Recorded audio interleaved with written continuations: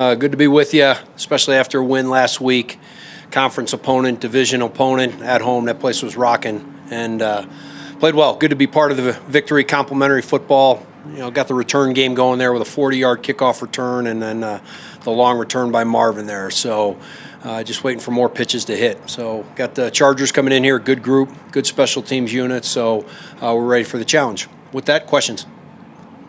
Trayvon's not a guy. I mean, you obviously value him a lot on special teams, and he's made plays maybe in the coverage unit, but maybe it might be his first big one here as a return. Yeah, well, when Traymon came to us, he brought a lot of skills to the table. Obviously, you mentioned the coverage. He's been an excellent blocker. If you watch the tape on the long return that Marvin had, he does a really good job of locking up his perimeter player, but he does have kickoff return experience. He did it in Houston, actually had a touchdown out there. So that's one of the great things about him is he brings a lot of skills to the table, and he's been very valuable for us over the last couple of years. Late in the game last week, it looked like there was an intentional kick out of bounds for a field position advantage. Could you take us through what the thought process was as coaches there and trying to utilize the rules to your best? Yeah, it was. So really the ball can be spotted in a couple different locations. Number one is if you hit the ball into the landing zone and it goes into the end zone, that goes out to the 20. If you just kick the ball deep, that goes out to the 30. So those are two options.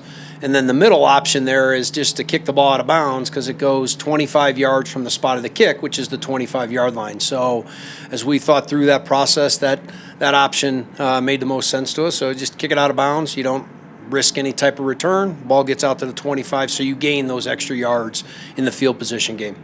Where in the game planning process, was that as soon as the rules were out, you guys pegged that one, or is that one as you go through the machination? Yeah, so this kickoff coverage, kickoff return rule is dynamic, right? And so as it evolved and such, that is one of the rules that pertains to this new play. So that's an evolution. It wasn't like one day like, oh my gosh, it was just looking at it and evaluating, how you can do different things with the rules. So that's not the only, there's other things involved in it. But yeah, it seemed a little bit unique, but at that time it was the best decision. After 5 weeks, do you feel like it's truly a dynamic kickoff, or do you think there'll be more changes next year?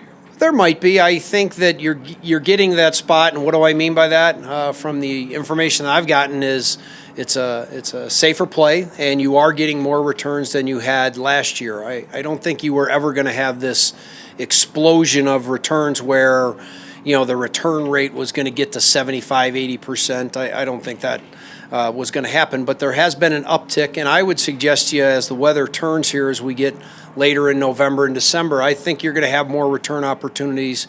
From our standpoint, especially with the personnel that we have, we're just waiting for more pitches to hit, and I think you saw that on Sunday with the long return from Traymon that set up a score, and also the return from Marvin that set up a score. So anytime we can be part of that complementary football, it's just it's excellent to be a part of.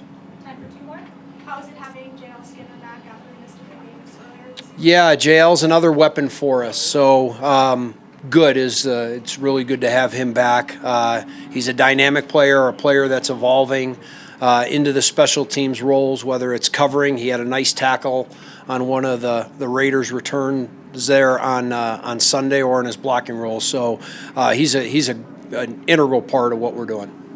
You talked about the importance of the practice squad guys in terms of special teams. In the last 2 weeks, I think you've turned over maybe more than a third of those spots. Do you notice an uptick in catching guys up when you have a run like this? Yeah, so it's just, again, it's dynamic, and I think Coach Payton had talked about this. You're using the whole depth of the roster now, not only the guys that are on your active roster, but also your practice squad guys. That's why you see these elevations going up and down. Bailey's an example of that, I think, and it's just good to have some good football players and to have those tough decisions that you got to make. Because as you pointed out, there is value on our practice squad, and as we've shown, we've used it to help us win some games.